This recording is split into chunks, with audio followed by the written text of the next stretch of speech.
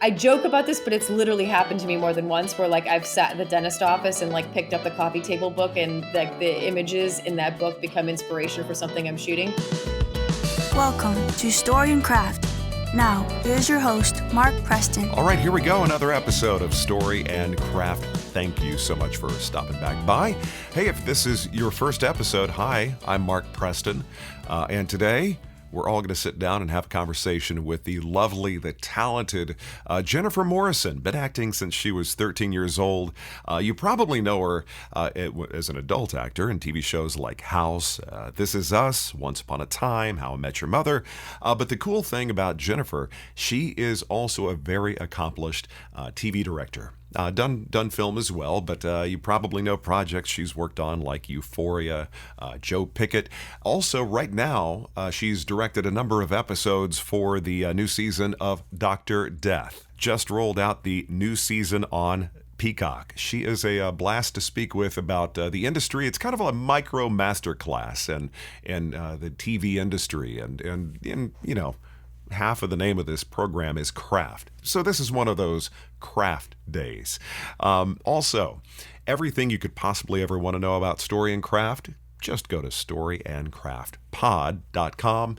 Check out information about all of our guests. Check out past episodes. Shoot me a note if you would like.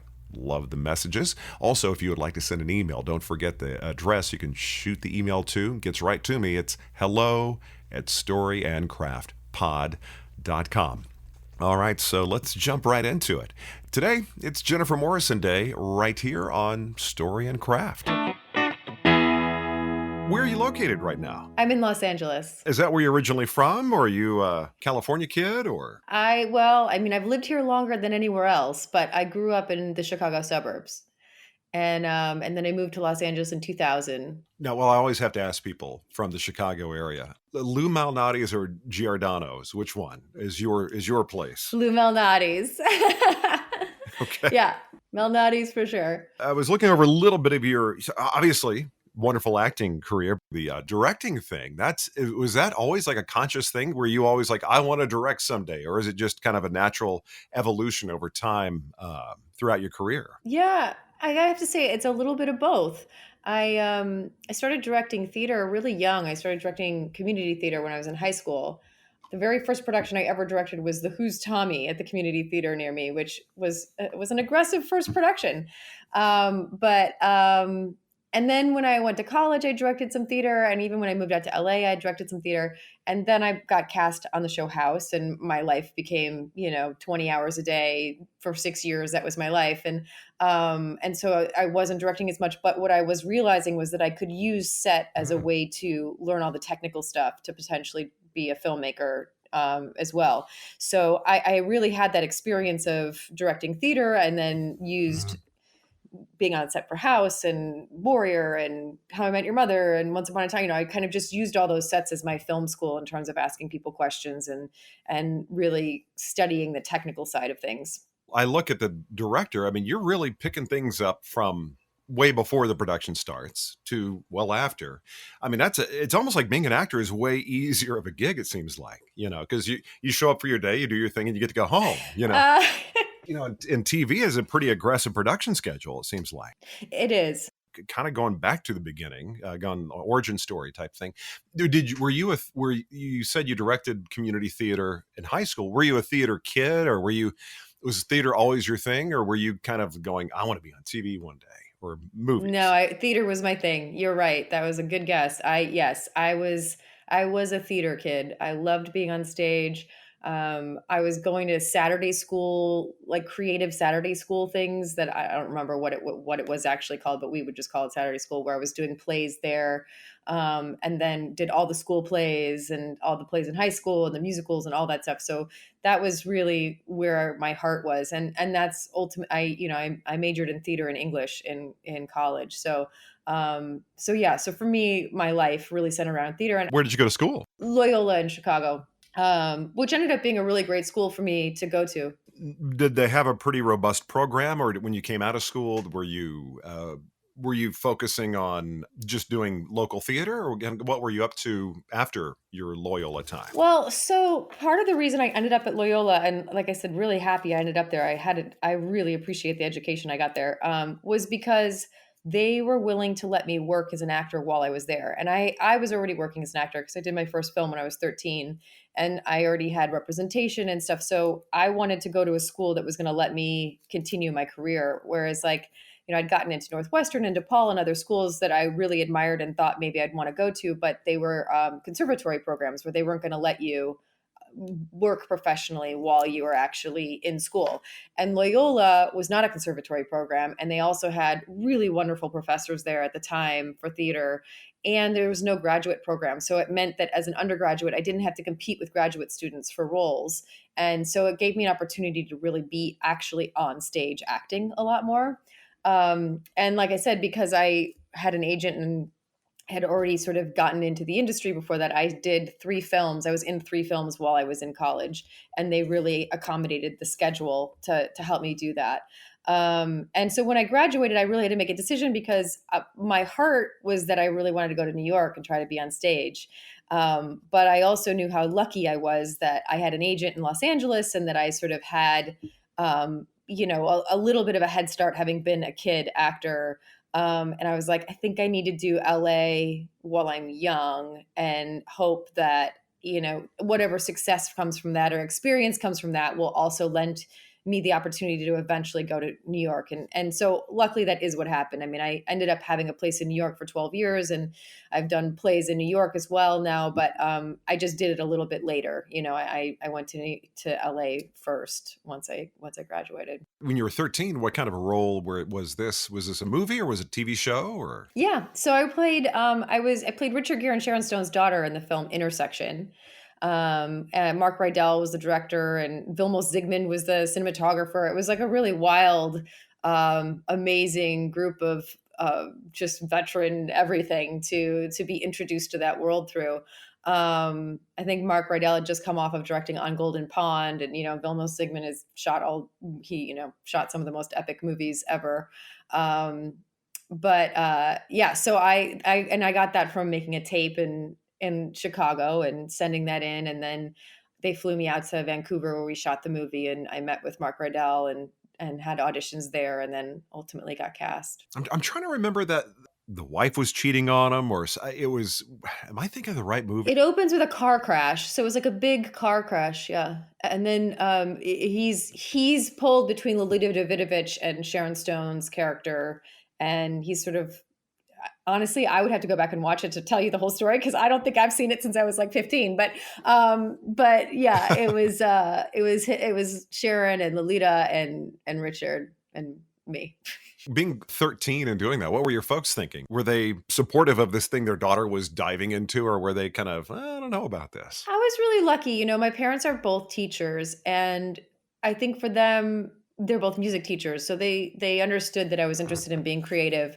And their attitude was always, if you're doing well in school and you're paying attention to your studies, you can do this for fun. And I think that was a great way to be introduced to it because I never had that pressure. I didn't have stage parents. I didn't have someone forcing me to do it. And I also didn't have someone fighting me terribly. It was just, if this is something you enjoy and it's something that you love and we can make it work while you're still also taking your studies seriously, then you can do it. And so I think that was a really nice way for me to be introduced to all that. It kept a nice balance in my life. Yeah, whenever I speak to young actors, the kid actors, it's always nice when they've got the fire. They're the ones like really wanting to do it. It always gets. I know in times I've done projects, and I've been on sets with kids who have this traditional stage parents. It's always uncomfortable. I always feel for those kids because I teach voiceover as well, and sometimes I can tell when I get a student and they're not really into it. It's just something their parent wanted them to do. And I think you got to really have that internal fire. You got to really want to do it yourself. Now, as you were coming up, let's say you get to house. And by the way, I have a good friend of mine who's a commander in the Coast Guard. I think he knows every episode by heart. Wow. And he's going to lose his mind when I tell him I talk to you. So you mentioned earlier, it kind of altered the trajectory of kind of where you're at.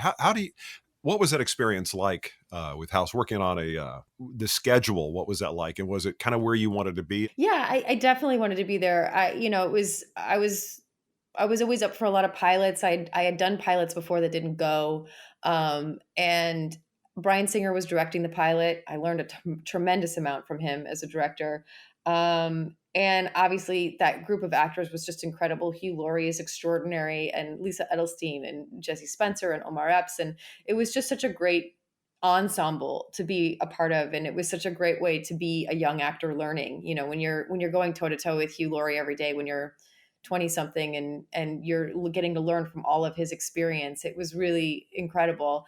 But it was tough. It was a tough show. I mean, this was back in the day when no one cared about how abusive the hours were.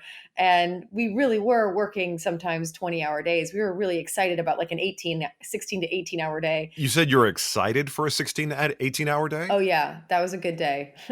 Vincent D'Onofrio, I heard an interview with him, and he was talking about how when he was doing what he's doing, that back then, like you said, it was kind of untethered. You just go forever. Was it nonstop working, or was there just a lot of waiting for them to set up the next scene? No, it was a combination of things. I mean, it was a lot. I mean, when you think about like every show is different, and the reason the hours are long are different. But like for House, a lot of it was just that every room was a glass box, so you're constantly trying to deal with all the reflections that could happen. Everything reflects in everything because you've got glass in every direction, and then you've got 5 or 6 people in the room, and then you're covering 5 or 6 people in every scene.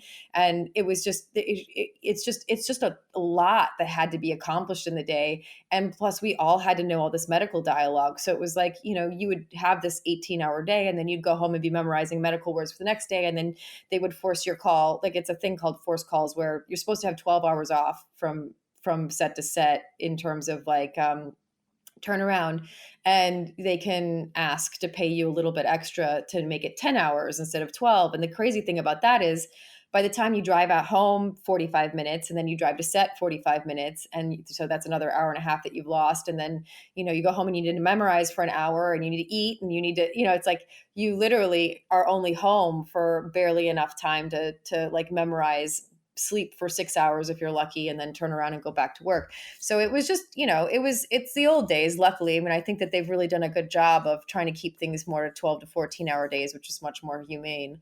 But back then it was just, that was my whole life. I don't have a lot of memories from that time. Thank you, SAG-AFTRA. Yeah, exactly.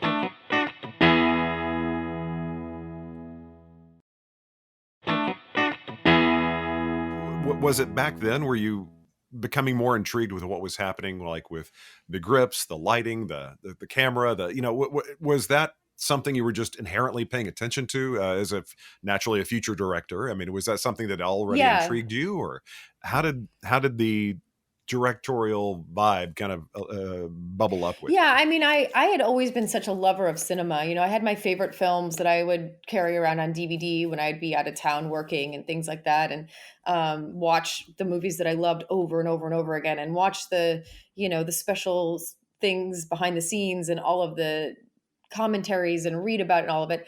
And, was really just kind of doing the best I could to put myself through film school, honestly. I was looking at film school syllabuses and looking at what they watched and watching those things. And then when I was curious about something or didn't understand something, I would use the cinematographer on set as like a resource, or I would talk to the grip, or I would talk to the dolly grip, or I would, ask the gaffer. And, I realized that people who love what they do love talking about what they do.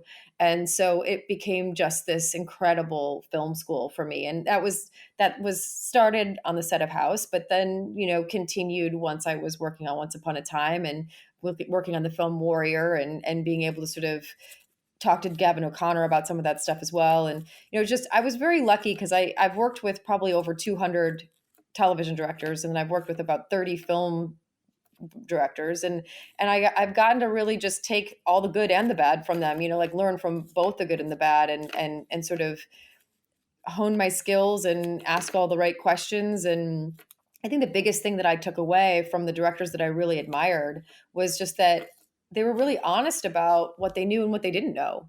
And I think a lot of times you have directors who feel like they have to act like they know everything. And the truth is you've got an entire team of people to know things with you and for you.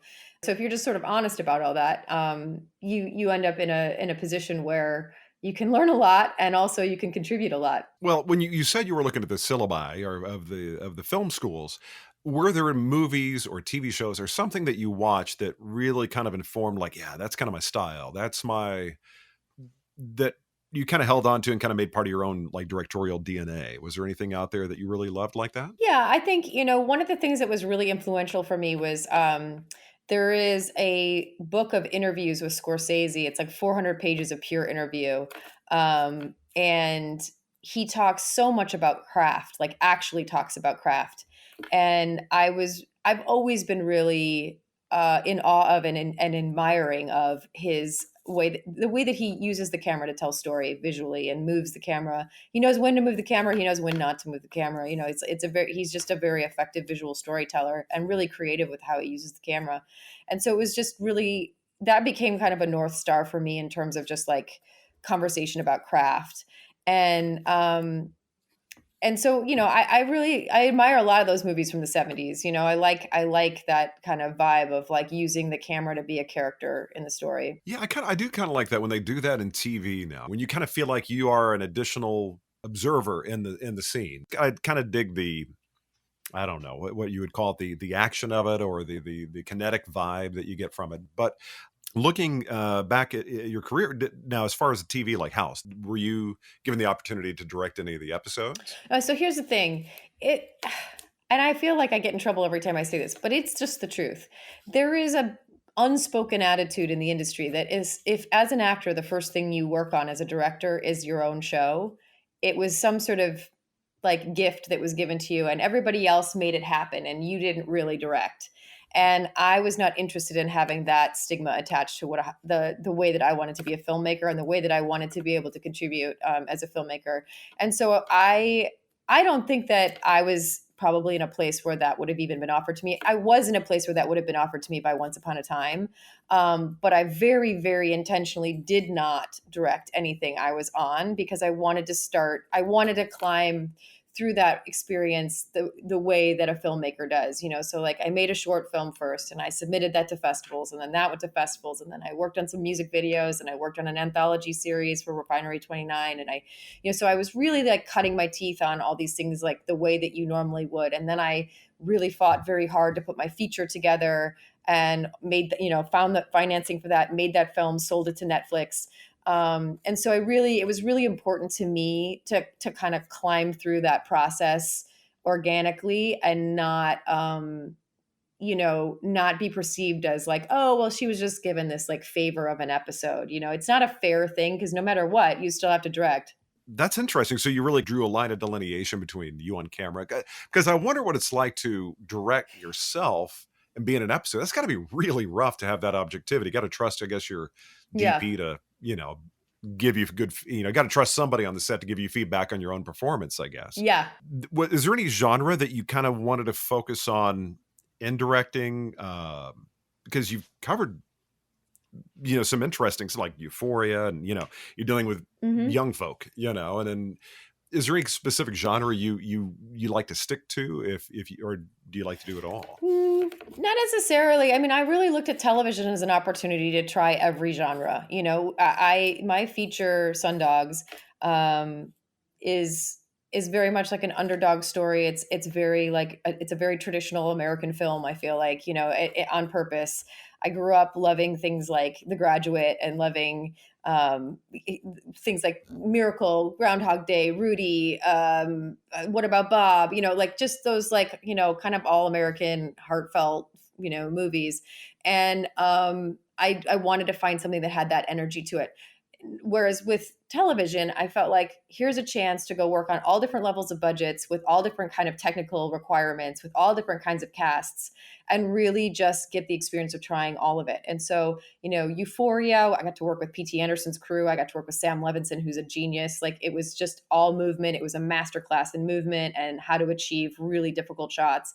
And then, to go and work on like Joe Pickett, which is a Western, and be able to really like work with horses and animals and out in the wilderness and like with landscape, and then do Grease Rise of the Pink Ladies and direct a musical and figure out what that looks like and all the technical things that go into accomplishing a musical, and then do Surface, which is a thriller. So it was like what my team and I were really looking for from a from a directing perspective on television in the last few years has been, how do I do as many different genres as aggressively as possible, just because I really wanted to be inside those worlds and really experience what was required of those different genres. And so I think Sundogs is always going to look like a North Star for the kind of films that I make. But what excites me is kind of moving from genre to genre on television. It sounds like you don't have any free time. I'm like thinking of the timeline of these projects. I'm like, you don't have a lot of time off. Do you want to carve out space and go, I want to do some time on camera. I want to work on some projects and then come back to directing? Or are you is there like a pendulum that swings for you, or is it just sort of whatever? You know, it's a good question, and I think it's probably depends on what moment you ask me that question, what the answer is to it. But really, the sort of grounding force that I feel I look to when I'm trying to make a decision about whether I'm acting or directing or what project's next is really, who am I working with? We all get to do the coolest thing in the world. We get to like do what we love all day, every day. And unfortunately, that doesn't mean you're always in a great environment. It should mean that. But not every set is a happy set. And so what's really important to me is looking at the team of people that I'm going to work with. So, if a job comes up or an opportunity comes up as an actor where I'm really inspired by the showrunner and the writers and the other actors and the whole group, like I will jump at that. That was This Is Us for me. I was dying to work with Dan Fogelman, and I loved all those actors and I loved the show. And so that was a no-brainer of like, yes, I will carve out the time to do this. And I feel very lucky to be here and to even be asked to be here. And then same thing with directing. It's like, who's the showrunner? Who's the cinematographer? What's the creative team? Who's the production designer? Like, what's this cast look like? So for me, the decisions right now are a lot more about it's not so much, am I going to act or am I going to direct? It's what opportunities are available to me and what's the ecosystem that I might be joining. And so I'm really like looking at that kind of creative collaboration, and I move toward like the places where I'm really inspired. I just feel like you have so much more energy than I. I don't know.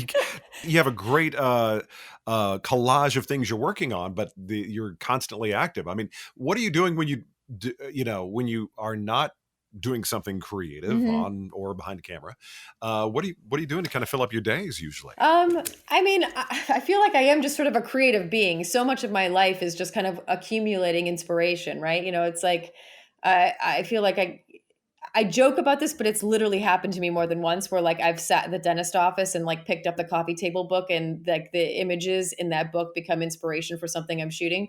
It's just, I feel like if you're open to it, you can sort of collage inspiration in your life. And so I think a lot of the time spent for me when I'm not on a set, even if I am trying to take care of errands or whatever, is also just trying to stay open to those different influences and letting things accumulate inside of me so that I have that well of creativity to use when I'm working. But I also, like I work out and I spend time with my family. I love hiking. It's great to live in LA because there's always a pretty decent hike nearby. It's nice when there's time that I can travel with my family. Like that's something that's always really nice. But yeah, I would say like, my husband and I love watching stuff together. We always have shows that we're watching together. We always have a list of movies that we're working our way through. Like our life is really very much centered around either working or finding inspiration for work, and we just love it. So like it doesn't feel like work when you love it. Now, is your husband in the industry as well? He is, yeah, yeah. No, he's an actor. He's an actor, yeah. Do you all try to work in such a way where you're both not working on a pretty intense project at the same time, or do you just kind of take it as it comes to you? No, I mean, so far it's worked out really well. I think it's part of the joy of both being in the industry is that you really understand, like we would never take it personally and we would never be offended by the time that needs to be spent on a project, and we do really try to be there for each other. It's like there's different things that we need from each other on different projects, and I think that that's been a really beautiful part of our partnership is just, it's like, okay, what do you need from me on this one? You need me to like give you space so that you can think and, be alone, or you need me to be there to run lines with you every night, or, so we have found creative ways to do that for each other when we can't be in the same city. Thank God for, Zoom and FaceTime and all the things, because now I think you can be a lot more present. I'm sure it'll continue to get more complicated as our lives continue and different jobs come up. But it's like if I'm directing something and he's acting on something, oftentimes he's the one who's like, I get it. I know you're basically working 24/7. So like he'll ask for a Friday off so he can fly to me, and then vice versa. It's like if I'm not, if I'm in prep and I'm not actually on set at that moment, I have a little bit more time, but he's got a really intense role, then I'll try to fly to him. And there's also been times where we've just, it's turned out that he's had time off while I was directing something and he's been able to come and stay with me for a stretch. So we just make the best of it, and like I said, it's the lucky part of both being in the industry is that we do at least understand what each other is going through. Is he down with you directing him in a project? Is that something he's kind of like, I don't know about that? Or is he kind of cool with it? No, he would love that. Like he's like, my husband's the best. He really is. He's an incredible human being. And like, he's such a, he's an incredible human being and like a great talent. And he's, incredibly egoless with me when I direct him, which is incredible because I think that that's a really tough thing to do in a partnership, but he really trusts me.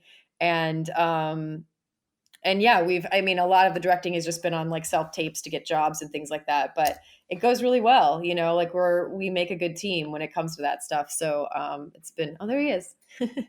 I was just bragging about you.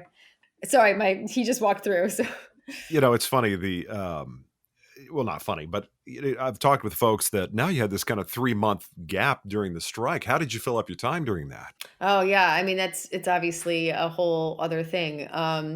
Yeah, the thing is, a lot of it was just us being able to have time together and with our family, which is incredible. And we try to take advantage of things like that. Obviously we wouldn't wish the strike on the industry or on us or on anyone. And we really want to be back to work too. But we did try to take advantage of the fact that we could be home together, living in our house and being a family and really enjoying that. Yeah, it's a mixed And then, blessing. yeah, exactly. And also, there's so many things that I have had so many plates spinning that I have as a director that didn't necessarily stop during that time. We couldn't cast anything and it couldn't actually go into production, but there's all sorts of other things that were being asked of my mind creatively for some of the projects that I'm attached to as a filmmaker. So that did fill some of it, and traveling a little bit and all that stuff. Well, on Dr. Death, like in movies, it's really a director's medium. And they say on TV, it's a writer's medium. But you look at some of these shows and kind of the way things are done, and especially if you're directing multiple episodes, you really get to kind of put your thumbprint on that. What was kind of your idea, and kind of like, how did it come to you? And also kind of how did you kind of put your own thumbprint on what this was all about this season? Yeah, it's a great question.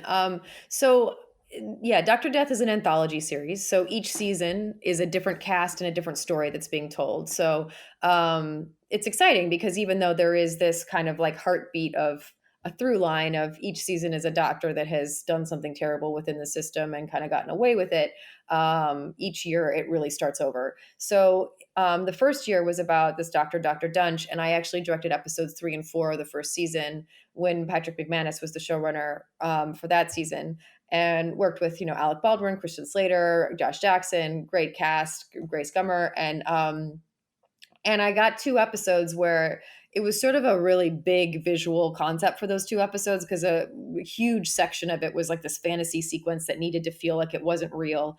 And so I really got to put a visual stamp on that because of the fantasy sequence of it all, and that went really well, and I got along so well with Patrick. And then when season 2 was being conceived and they decided to do the Paolo Macchiarini story and they needed someone to pilot the second season and do the first 4 episodes, I think because of how sort of visual those episodes were that I ended up directing in the first go around of the anthology series, they thought of me for this. And I met with Ashley Michael Hoban, who's the showrunner on this one. And she was just incredible. And we had a great collaboration. And I just attribute both Patrick and Ashley Michael as just being just such collaborative partners. Like you were saying, like sometimes the director is a little bit minimalized on television. And I don't think either of them would ever allow that, So I was really grateful to feel like a real partner in that situation in both situations. And Ashley and Michael and I were just like so close, and we also had very similar taste and saw the show in such a similar way. So it was a great partnership. And I've learned over the years, like, it's really important to find that right partnership with your showrunners. Every showrunner is different. Every showrunner operates a little bit differently. Every showrunner is differently generous in terms of how much they let you put your stamp on things. But no matter what, they're the ones who conceived of it in their brain. So I'm doing the best I can to kind of climb inside their heads and try to bring to life this thing that they've been working on for sometimes years before I'd even come to the project. And so with the second season of Dr. Death, it was just exciting to do the pilot. It was exciting to be a part of the casting process. It was wild because we shot all 4 episodes at once. So it was basically like making a 4-hour movie, and we had to cast, 120 actors or something before we even started because we were cross-boarding everything, which meant everybody had to be there and available. And it was really important to me that I wanted to still have the heartbeat and essence of what was established in the first season, but I wanted it to have its own look and its own vibe. And the story was so different that it was asking for a different energy. And so, the Paolo Macchiarini character is kind of swirling people into misconceptions at all times, and he spins the truth all the time. And so there were times where movement was really important to keep the audience in a place of feeling that kind of whirlwind of energy. And then there were times where, because that was happening, stillness really meant something. So you'll feel that there's a push and pull between movement and stillness in the show, and that was very much in the design. Are you naturally a person who likes to prepare a lot? Because that's what it seems like TV. And I don't know if I Yeah. could ever direct, because I'm so, like, sometimes if I go to a restaurant with a big menu, I'm like a pain in the ass. I mean, like, I can't make my mind. And being a director, it's all about the choices. So are you Yeah. naturally somebody who just kind of really prepares a lot? So you walk in, you're ready to go day up. Yeah, I mean, here's the thing. It's like I am a big prepper, but that preparation is so that I can be flexible. It's like I Mhm. always look at the preparation as the safety net. It's like there's always something you don't expect on the day. There's always a crisis that you don't expect on the day that you're going to have to pivot and solve. And you can't be so stuck in your prep that you can't let go of it to adjust to the circumstances. But also there's going to be a moment of inspiration that you may not have seen coming. But as long as you have that preparation and you have a plan that can work, if you so choose to go with it, it gives you an efficiency to the way that you move through your day. And I think that that's the greatest gift a director can give themselves, is efficiency, because that means you have time for that shot that's a new inspiration, or you have time to have Right. that extra take with the actor. So I really do believe in prep, but I also it's very similar to how I think as an actor, which is you prep, and as soon as you're there on the day, you've got to let it all go and just be. And it's a Right. similar Right. thing, I think, as a filmmaker, which is like you prep, you're prepared, you're ready to go, you have that safety net, but you also have to let go and just be, and let inspiration of the moment come. There's got to be a balance between preparation and inspiration. What is the next thing on your agenda? Is it going to be a directing project? Is it going to be on camera? Do you already have something lined up that you're wanting to do? I don't know, because I originally was asked to be the producing director for Grease: Rise of the Pink Ladies for the second season.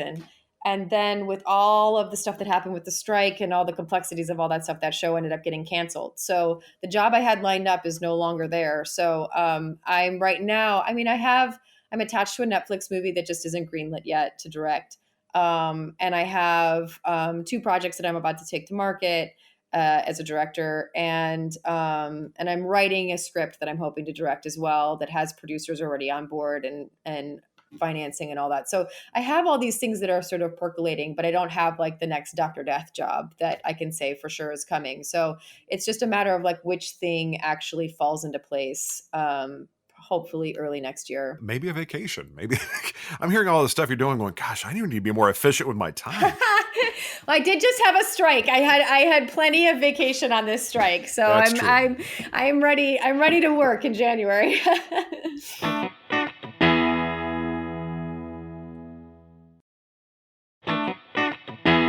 Well, as we kind of wrap up here, I do a little something I call my 7 questions. Kind of one of my favorite parts of the little shindig I do every week. Nice. Just kind of a little extra get to know you. One of the questions I like to always ask, because I'm a big food. I kind of started off with the Giordano's and Malnati's question, but Yeah. what is your favorite comfort food? I love pasta. Like I love like a great bolognese, and I'm not picky. It could be probably from anywhere. I'm fine with like, like one of our favorite restaurants in New York is Rosdora, which is like this extraordinary Michelin star Italian restaurant. So like you can take me there and give me, a ragu, or you could also take me to Olive Garden, and I'm either way. You give me pasta, and it's my comfort. Sometimes you just need just a big bowl of pasta, some just average wine, and just, Olive Garden sometimes satisfies that, But Oh if you just yeah, need a carb overload, it soothes the soul. totally. Now, the next question I got is, if you're going to sit down, you got like a few hours to sit down with three people to sit down and talk story. Who would those three people be at the table with you, living or not? Actually, who would you like to sit down with? I think one of the people I would love to sit down with is Greta Gerwig. I think she's so brilliant and just so has her finger on the pulse of really interesting, unique work right now as a filmmaker. Um, so I'd say Greta Gerwig for sure, and like maybe Lois Weber. She was like so she's not alive, but she was in the early days was writing, directing, producing all her own stuff. She was the first woman to start her own studio. Really just like a pioneer in the industry, and was just like a force as a filmmaker. And I think had she been a male who did what she did, we'd all be talking about her differently. But like she was just a really, really fascinating. It's kind of like a Lucille Ball, sort of. Yes. What Yeah, very much so. now? Who would the third person be? Maybe Martin Scorsese. Oh, sorry, three. You said three. I was thinking I was Yeah, yeah. yeah, Scorsese. Yeah, exactly. I would say Scorsese, Greta Gerwig, and Lois Weber. That'll be a great conversation. It would be quite educational, without a doubt. Now, I do want to go to the third question, which is, when you were a kid, who was your first celebrity crush? First person that just captivated you. Um, it was there was that movie, the Ladybug movie. It was like a soccer movie. Um, I think Keira Knightley was maybe in it, and I think his name was Jonathan Brandis. I don't think he's actually alive anymore, sadly. But like blonde hair, cute kid. Like I just remember Oh having a crush on yeah, him. yeah, And yeah, his yeah. birthday was the day after mine. His birthday was April 13th, and I somehow thought that meant like it was fate for sure. Yeah, when you're a kid, you're just like, oh, did we share a birthday? It's always funny, like to think of the Yeah, people you share birthdays with. Somehow, like you should all get a convention going with each other. right. If you were to live on the next question, if you were to live on an exotic island, it's not like you're not some castaway. It's in maybe a nice resort or whatever, but there's no streaming, Uh there's huh. no internet. You have to bring a DVD of a movie and a CD of your favorite album or something you listen to over and over and watch over. So, what would that DVD and what would that CD be for you? I think the DVD would probably be The Graduate. I feel like I go back to that movie a lot for a lot of different Really? reasons. I really like that film. Yeah. And I love the way that I love the craftsmanship of it, but I also love the story and I love the characters. And um, yeah, I feel like I feel like every time I watch that, something new presents itself to me. And I really enjoy that. And in terms of a CD, I would take Beck's Morning Face, which is just a beautiful album that I feel like um, I feel like a lot of albums now are not like complete. They're not like start to finish Mhm. where you need to hear the whole thing together to feel its experience. Right, right. And that's one of the few albums I think in the last, 10 years that is like very much like an album that is a complete thought. Yeah, it's a really good point. After spending some time in radio, last time was my heyday in radio, was like the 90s. But music radio, that is.